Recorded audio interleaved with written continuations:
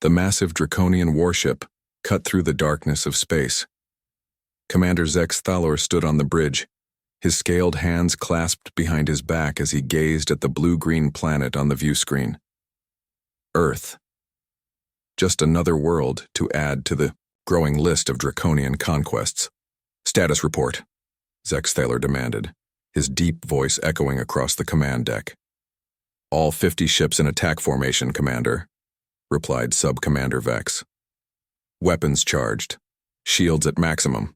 The primitives have detected our presence. Their communications networks are in chaos. Zex Thalor's mouth formed what passed for a smile among his species. As expected, begin the standard conquest protocol. Position the fleet in high orbit.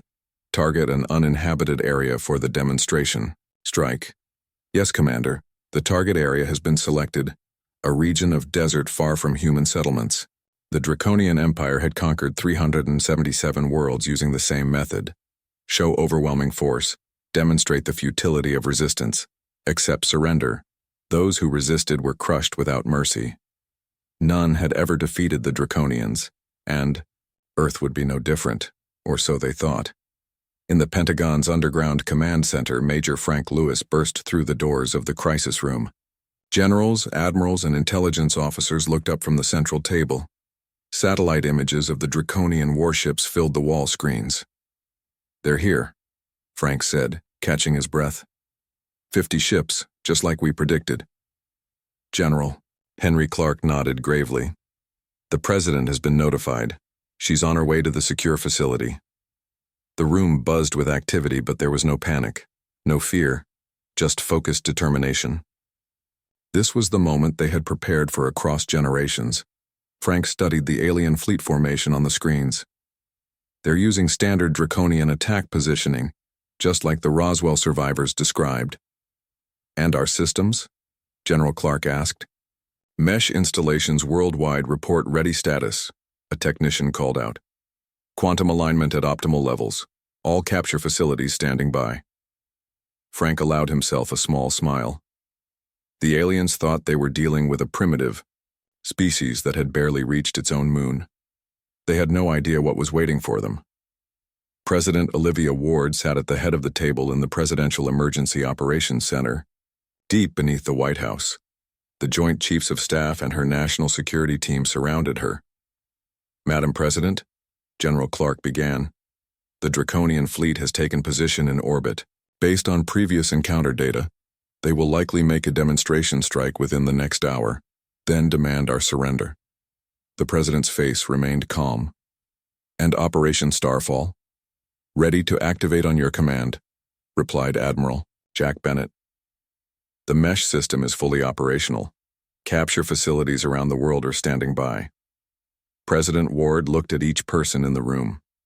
These men and women carried the weight of a secret that only a few thousand humans had, known over the past 80 years. Since the Roswell incident in 1947, humanity had been preparing for this day. How many people know about the alien presence? She asked. Public awareness is at approximately 12%, answered the Director of National Intelligence. Most social media users are treating it as a hoax or misidentification. Major news networks are reporting unidentified objects in orbit, but are awaiting official statements. Keep it contained as long as possible, the President ordered. Once we capture their fleet, we'll address the nation. She turned to Admiral Bennett. You have my authorization to activate Operation Starfall the moment they make their demonstration strike. In a vast underground facility beneath the Rocky Mountains, Dr. Samantha Powell monitored the energy readouts on her screen.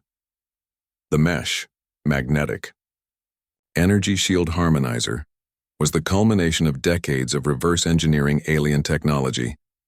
Energy signatures stable, she reported to Admiral Paul Davis, who stood behind her. The Draconians are scanning us, but they're only seeing what we want them to see. What the aliens couldn't detect was the network of quantum displacement technology hidden around the planet. The seemingly primitive satellites orbiting Earth were actually advanced sensors and projection devices, creating a carefully crafted illusion of a less developed world. They're charging weapons on one of their destroyers, called out a technician. Admiral Davis nodded. Right on schedule. Prepare to activate mesh on my command. Commander Zex Thalor watched with satisfaction as the destroyer broke formation and moved into position for the demonstration strike. His species had conquered hundreds of worlds, and the pattern was always the same. A show of force followed by submission. Target locked on Earth's northern desert region, Sub-Commander Vex reported. Firing in 3, 2, 1. The destroyer fired its main cannon, sending a brilliant beam of energy toward Earth's surface, but something unexpected happened. The beam didn't reach its target, instead it dissipated against an invisible barrier. What happened? Zex Thalor demanded. Unknown, Commander, Vex replied, confusion evident in his voice. The energy beam was deflected. Sensors are detecting an energy field surrounding the planet, but it's like nothing in our records. Zex Thalor felt the first flicker of concern. Scan again. Prepare a second strike with 2 destroyers. But before those orders could be carried out, alarms blared across the bridge. Commander, energy readings are spiking all around us. A science, officer shouted. Some kind of field is forming around our ships. Raise all shields. Evasive maneuvers, Zex Thalor ordered, but it was too late. The Draconian ships found themselves unable to move, caught in an invisible web of energy. Communications with the fleet are failing, Vex reported, panic creeping into his voice. Ships 3 through 12 have... Commander, they've vanished from our sensors. Zex Thalor stared in disbelief at the tactical display. One by one, his mighty warships were disappearing. Not exploding, not being destroyed, simply gone. This is impossible, he whispered. Within minutes, 47 of his 50 ships had vanished. Only his flagship and 2 escorts remained. Emergency retreat, he ordered. Maximum power to engines. Get us out of this system. The 3 remaining ships attempted to flee, engines straining against the mysterious force holding them. For a moment, it seemed they might break free. Then Zex Thalor felt a strange sensation, as if reality itself was bending around him. The bridge filled with a blinding light. When the light faded, the view on the screen had changed. Instead of stars and the blue planet, they were looking at the interior of an enormous hangar. Human soldiers in black uniforms surrounded the ship. The mighty Draconian flagship hadn't been destroyed. It had been captured. And as the stunned commander would soon learn, humanity was not the primitive species the Draconians had believed them to be. Not even close. Commander Zex Thalor could not believe his eyes. His mighty flagship, pride of the Draconian Empire, sat helpless inside an enormous underground hangar. Human soldiers moved with purpose around the ship, their weapons trained on every exit point. Through the view screen, he could see other Draconian vessels nearby, all captured intact. This is impossible, Sub-Commander Vex whispered. These primitives should not have this technology. Clearly, Zex Thalor hissed. They are not primitives. The bridge door suddenly slid open. The Draconians turned, weapons ready, but froze when they saw what waited outside. A human female stood there, flanked by soldiers in black armor. But what shocked the aliens was that the armor looked more advanced than their own. Commander Zex Thalor, the woman said in perfect Draconian language. My name is Captain Lisa Reeves. Welcome to Earth. Please order your crew to stand down. We have no desire for bloodshed. Zex Thalor's eyes narrowed. You speak our language. We've had 78 years to learn it, Lisa replied with a small smile. Along with your technology, biology, and military tactics. 78 years? Impossible. This is our first contact with your world. Lisa shook her head. No, Commander. Your scout ship crashed in Roswell in 1947. There were survivors. They told us everything about the Draconian Empire and your conquest protocols. We've been preparing ever since. The revelation hit Zex Thalor like a physical blow. The Roswell mission had been written off as lost in an asteroid field. The High Command had never suspected that humans had captured it. Your weapons are useless. Here, Lisa continued. The mesh field neutralizes energy weapons. Please order your crew to surrender peacefully. After a moment of tense silence, Zex Thalor gave a small nod. Lower your weapons, he ordered his crew. Then to Lisa, "What do you intend to do with us? First we talk, then we negotiate." In the White House Situation Room, President Olivia Ward watched the live feed from the Antarctic capture facility. All 50 Draconian ships had been successfully transported to hidden bases around the world. "Operation Starfall is complete, Madam President," General Clark reported. "All Draconian vessels captured intact. Minimal resistance, no casualties on either side." The room broke into applause, but the President raised her hand for silence. "This is only the beginning," she reminded them. "The Draconian High Command will send more ships when they lose contact with the fleet. Dr. Powell, how long do we have?" Dr. Samantha Powell stepped forward. "Based on Draconian protocols, they'll wait 3 Earth days before sending a reconnaissance probe. When that probe disappears too, they'll likely prepare a full invasion force. That could take 2 to 3 weeks to organize. Then we have 3 weeks to implement Phase 2, the President said firmly. "Admiral Davis, are the stealth ships ready?" Admiral Paul Davis nodded. "Yes, Madam President. 12 quantum-cloaked vessels are prepared to deploy to Draconian space. Each ship carries a mesh deployment package, and our agents? In position throughout Draconian territory," the Director of National Intelligence confirmed. "They've been embedded in their society for decades, some in the military, others in government, all waiting for activation codes." President Ward looked around the room. "For nearly 80 years, we've hidden our true capabilities from the galaxy. We've played the role of an emerging civilization while secretly preparing for this moment.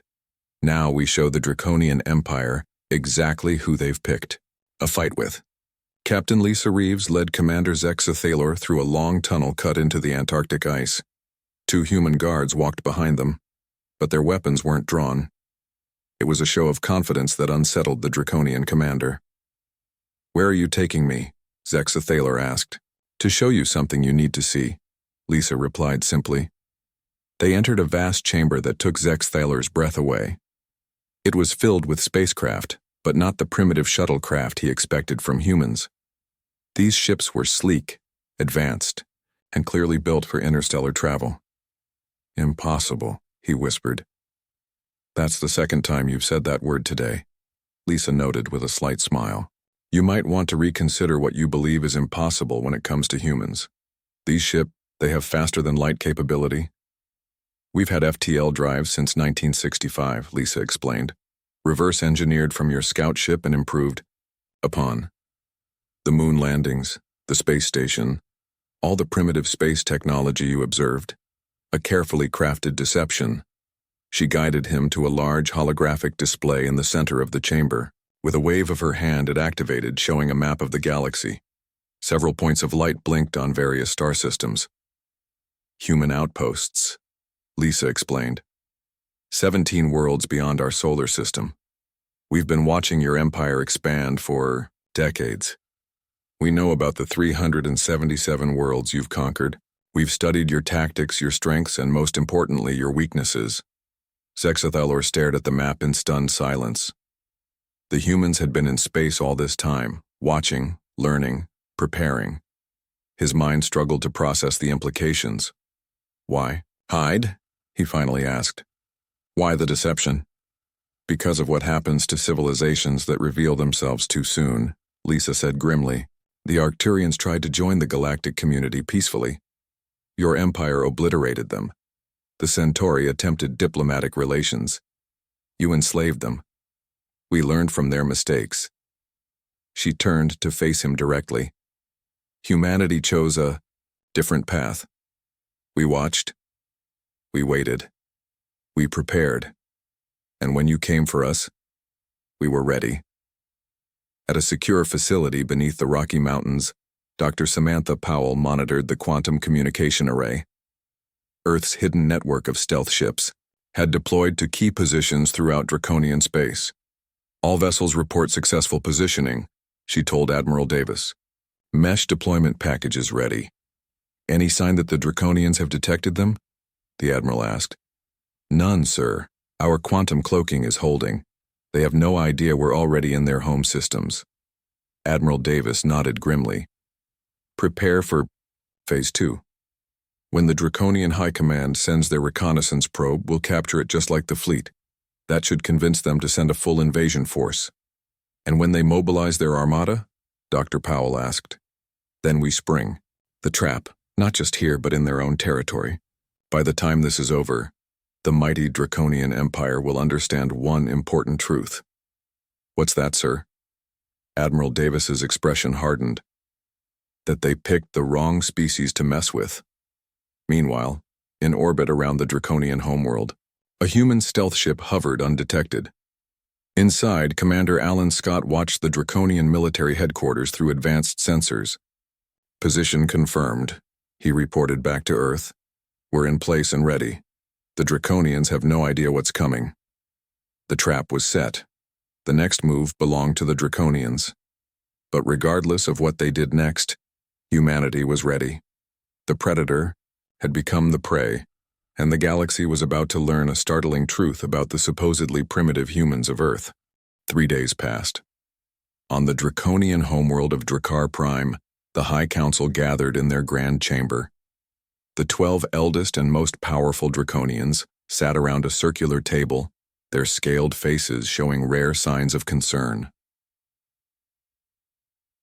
The 7th Fleet has failed to report in, High Commander Krell stated, his voice echoing in the chamber. All attempts at communication have failed. Could the humans have actually destroyed 50 warships? Asked Council Member Thax, disbelief clear in her tone.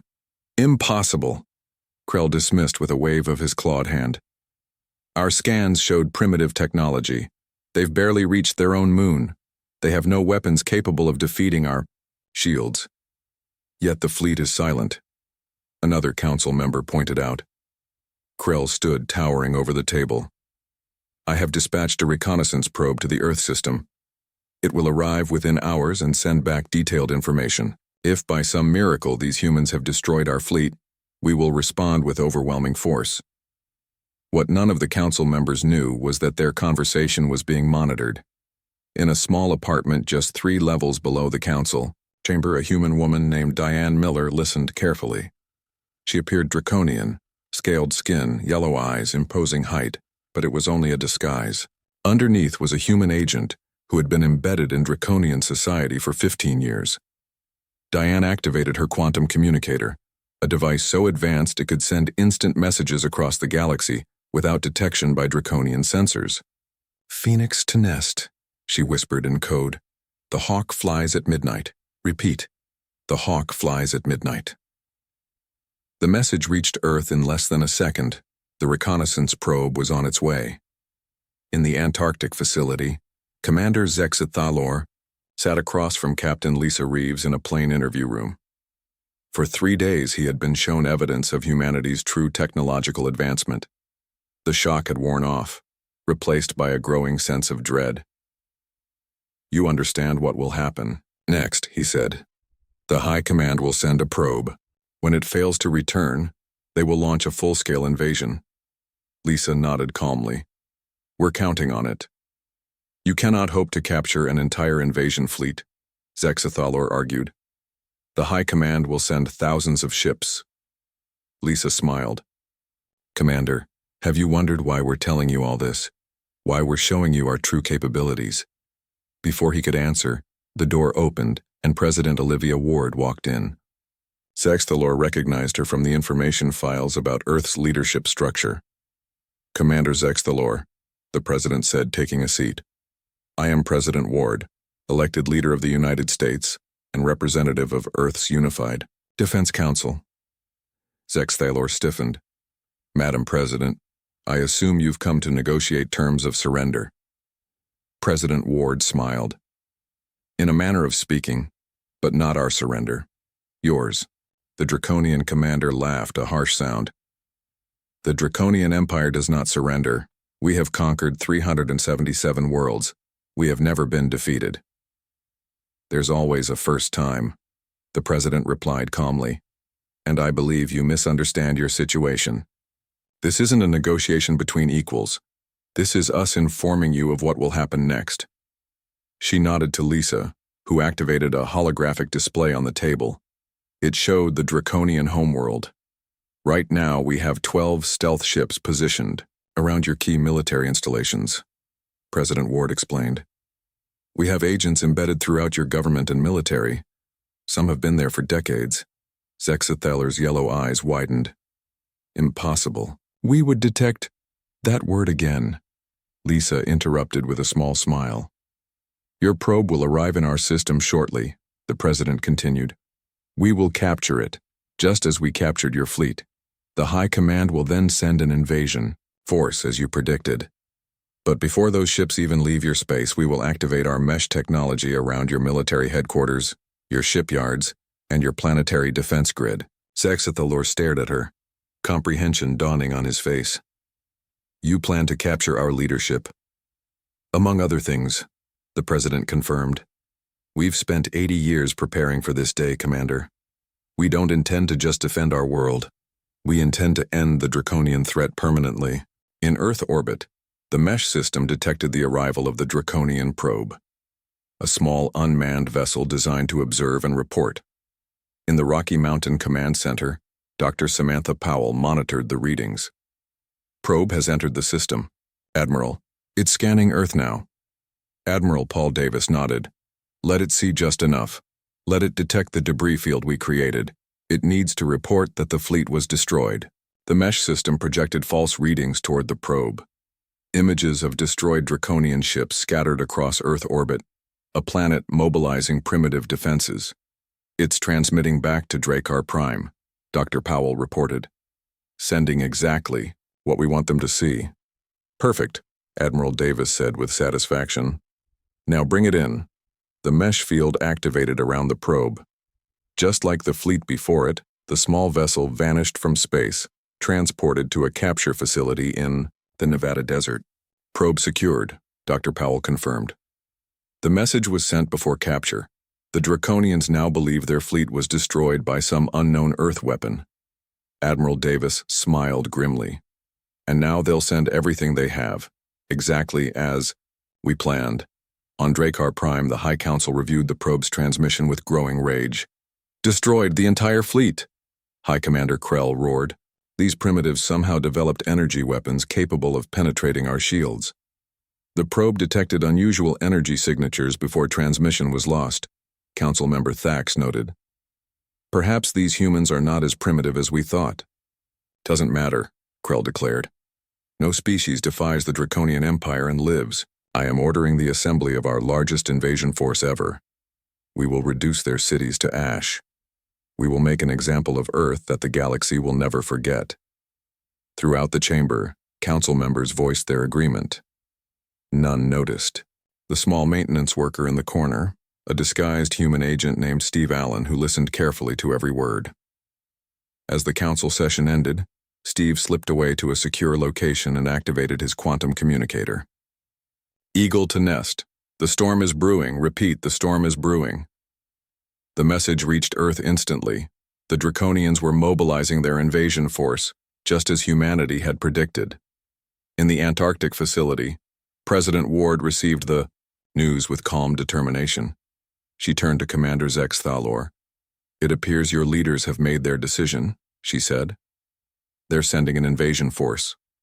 You cannot hope to stand against the full might of the Draconian Empire, Zexathelor warned. President Ward's expression hardened. Commander, you still don't understand. We're not trying to defend against your empire. She leaned forward. We're going to dismantle it. For the first time in his long military career, Commander Zexathelor felt real fear. Not for himself, but for his empire. He was beginning to understand the truth about humanity, and it was far more alarming than anything the Draconian Empire had encountered in its long history of conquest. The Draconian shipyards buzzed with activity. Thousands of warships were being prepared for the largest invasion fleet in the Empire's history. High Commander Krell personally oversaw the preparations, his tall figure moving between the massive vessels with purpose. Status report, he demanded from the shipyard commander. 2,000 warships ready for deployment, High Commander. The officer replied with a bow. The remaining 1,000 will be ready within 5 days. Krell nodded with satisfaction. No species has ever faced such overwhelming force. These humans will learn the price of defying the Draconian Empire. What Krell didn't know was that every aspect of the preparations was being monitored. Human agents disguised as Draconians worked throughout the shipyards. Hidden surveillance devices far beyond Draconian detection capabilities recorded every detail of the invasion plans. In a small maintenance room near the command center, Agent Steve Allen received the latest fleet deployment schedules. He carefully transmitted the data to Earth using his quantum communicator. The information would be crucial for what came next. On Earth, the captured Draconian ships were being studied carefully. In a large hangar beneath the Arizona desert, Dr. Kevin Garcia led a team of engineers examining the alien technology. Commander Zex Thalor, now cooperative after seeing the full extent of human capabilities, watched with growing amazement. "Your people learn quickly," he observed as Kevin easily navigated the Draconian computer systems. "We've had decades to study your technology," Kevin replied. "But yes, adaptation is a human specialty." He turned to face the Draconian commander. "Your species evolved as apex predators on your world. You never faced serious threats, so you never needed to adapt or hide." He gestured to a nearby workstation where engineers were improving the design of a Draconian shield generator.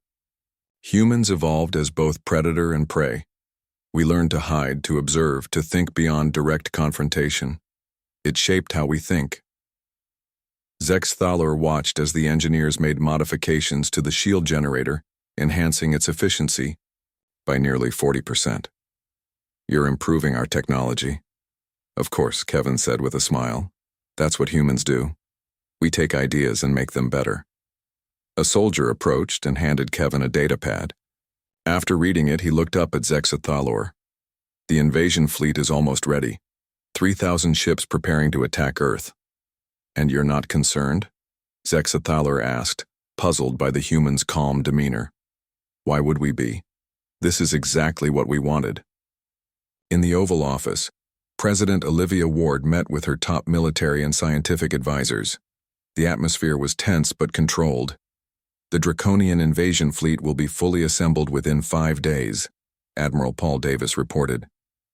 "Based on their deployment plans, they'll reach Earth in approximately 2 weeks after launch." "And our preparations?" the President asked. "All stealth ships are in position around key Draconian military installations," Admiral Davis confirmed. "Mesh deployment packages are ready.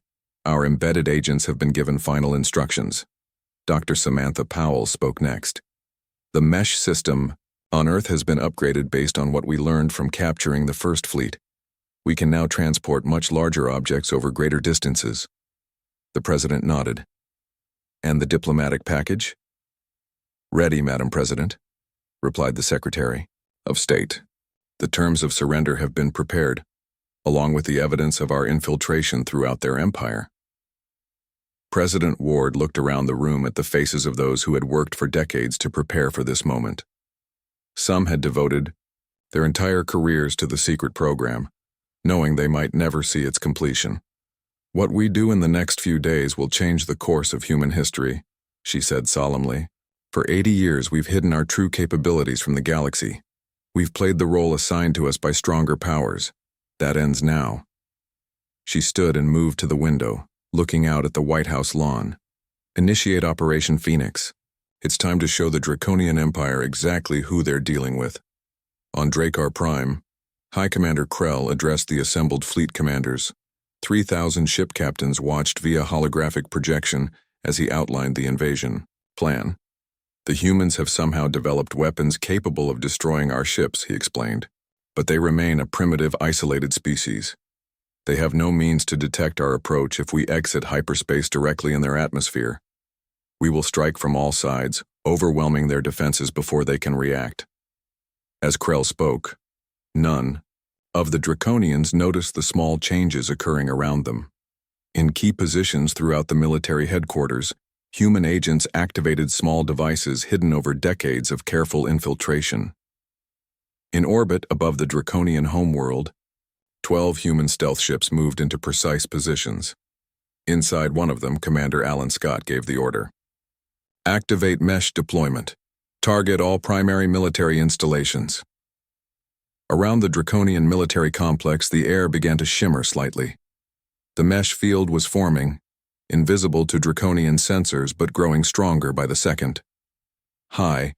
Commander Krell was just concluding his speech when his aide rushed into the chamber, panic evident on his scaled face. "Hi, Commander. Our long-range sensors have detected something in orbit." "What? Show me," Krell demanded. The main display activated, showing orbital scans. For a moment, there was nothing. Then, as if appearing from nowhere, 12 ships materialized around the planet. Ships unlike any the Draconians had ever seen. "What are they?" Krell whispered, a feeling of dread washing over him. Before anyone could respond, the chamber filled with a strange light. The mesh field had fully activated. When the light faded, High Commander Krell found himself not in the military headquarters on Drakkar Prime, but in a large white room. Around him stood humans in military uniforms, weapons ready but not aimed. At him, a human female stepped forward. "High Commander Krell, I am President Olivia Ward of Earth. Welcome to the White House." Krell stared in shock. "What? How?" "The same technology we used to capture your fleet," President Ward explained calmly. "While you were planning your invasion, we transported your entire military command structure to Earth." She gestured to a window. Outside, Krell could see hundreds of confused Draconian military officers being processed by human security forces. All had been transported simultaneously from the Draconian homeworld. "This is impossible," Krell whispered. "You Draconians really need to expand your vocabulary," the president remarked dryly. "Nothing is impossible for a species that has spent 80 years preparing for this exact moment." She handed him a datapad. "These are our terms. The Draconian Empire will immediately cease all conquest operations. You will release all subjugated worlds. You will dismantle 70% of your military fleet. In return, we will share certain technologies and establish peaceful relations." Krell's eyes narrowed.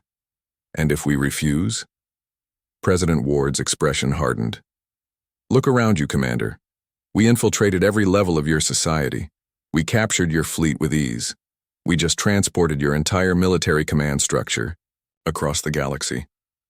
What do you think happens if you refuse?" For the first time in the long history of the Draconian Empire, its leaders faced a species they could not intimidate, could not overpower, and could not defeat. As this reality dawned on High Commander Krell, he understood the alarming truth about humanity. They had never been prey. They had been predators in disguise, patiently waiting for the perfect moment to strike. 1 month later, the galaxy had changed forever. News spread quickly among the stars. The mighty Draconian Empire, conquerors of 377 worlds, had surrendered to a species most had considered primitive. The details of how this happened were even more shocking. In the Grand Council chamber on Drakkar Prime, a historic meeting took place. High Commander Krell, along with the remaining Draconian leadership, sat across from President Olivia Ward and Earth's delegation. Representatives from dozens of formerly conquered worlds attended as observers. "The final Liberation Fleet has reached the Centauri system," Admiral Paul Davis reported.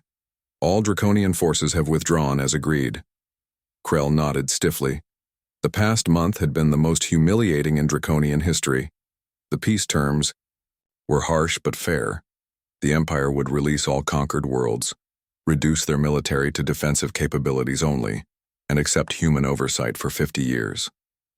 "The treaty is ready for final signatures," President Ward said, sliding the document forward. As Krell picked up the pen to sign, he looked at the human leader. "There is something I still do not understand. You had the power to destroy us completely. Why didn't you?" President Ward's expression remained calm.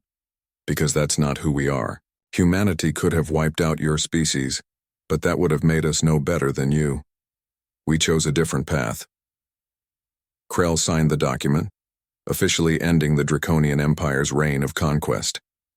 As he placed the pen down, he asked, "One final question. What will happen now, with humanity revealing its true power to the galaxy?" President Ward smiled. "We build something better, together." On a beautiful hill overlooking San Francisco Bay, Commander Zexa Thalor stood beside Captain Lisa Reeves. After weeks of debriefing and cooperation, he had been granted limited freedom to see Earth up close. "Your world is beautiful," he admitted, watching the sunset paint the sky in brilliant colors. "Different from Drakkar Prime, but beautiful in its own way." "Most worlds are," Lisa replied. "That's something your empire never took time to appreciate." Zex Thalor nodded slowly. "We were taught that conquest was the natural order. The strong rule the weak." He turned to look at her. "But your species showed us that appearing weak can be the greatest strength." "It wasn't about deception for its own sake," Lisa explained. "After Roswell, we understood what happened to civilizations that revealed themselves too soon. We chose patience instead of power, preparation instead of pride. In the distance, they could see a Draconian ship rising into the atmosphere, one of many now permitted to visit Earth under the new peace. "What will you do now?" Lisa asked. "Will you return to Drakkar Prime?" Zex Thaler shook his head. "No. I've requested to join the new Galactic Cooperation Initiative. I want to help build this new order your president speaks of." He looked at the human with newfound respect. "I want to understand humanity better. You are the most fascinating species I have ever encountered." In the Oval Office, President Ward reviewed reports from across the galaxy. The liberation of conquered worlds was proceeding smoothly. Former Draconian territories were establishing new governments, many modeled after Earth's democratic systems. Dr. Samantha Powell entered, carrying the latest data from the Mesh deployment program. "The technology transfer to our allies is complete," she reported. 27 formerly conquered worlds now have basic mesh systems for defense." "And our stealth ship program?" the president asked. 30 ships now patrol key trade routes, ensuring the peace holds." President Ward nodded with satisfaction. "And Project Genesis?" Dr. Powell smiled. "Ready to announce to the galaxy whenever you decide." The president stood and moved to the window, looking up at the stars now visible in the evening sky. Project Genesis was humanity's vision for the future, a galactic council where all species would have equal representation, a peacekeeping force to prevent future conquests, open trade and cultural exchange between worlds. Schedule the announcement for next week, she decided. It's time to show the galaxy not just what humanity can do, but what we can build. Far across the galaxy, on a world called Zellara, the news arrived. The Zellarans, a peaceful species who had hidden their technological advancements for fear of Draconian conquest, watched the broadcast from Earth with amazement. "They did what we could not," Elder Voss said to the gathered council. "They stood against the Draconians and won." "Not just won," corrected Elder Teal. "They changed the game entirely. No species has ever managed to infiltrate the Draconian Empire, let alone bring it to its knees without firing a shot." The broadcast showed President Ward announcing the formation of the Galactic Council, an invitation to all peaceful worlds to join in building a new future. "Should we reveal ourselves now?" asked a younger council member. Elder Voss nodded slowly. "Yes. The time for hiding is over. The humans have created an opportunity that comes once in many lifetimes. We should embrace it."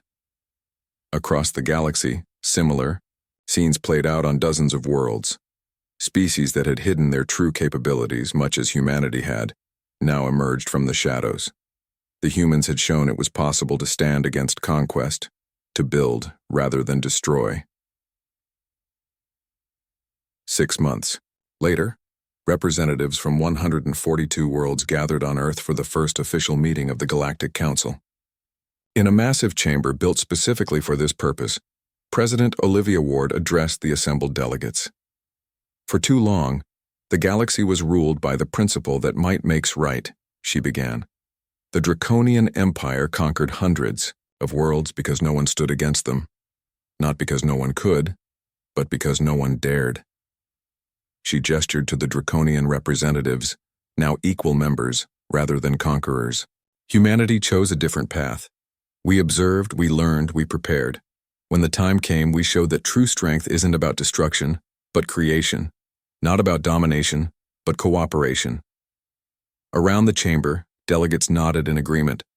Many came from worlds that had hidden their capabilities just as Earth had. The fall of the Draconian Empire had allowed them to emerge, to join in building something new. Today, we begin a new chapter in galactic history, President Ward continued. One where exploration replaces exploitation, where knowledge is shared, not hoarded, where the strong protect the weak rather than prey upon them. As she spoke, ships from a dozen worlds orbited Earth peacefully. Trade agreements were being signed. Cultural exchanges were being planned. The galaxy was transforming. The alarming truth about humanity had turned out to be not just their capacity for deception and preparation, but their vision for what could follow victory. Not a new human empire, but a new galactic community. Commander Zex Thaler, now serving as a liaison between Drakkar Prime and Earth, watched from the back of the chamber.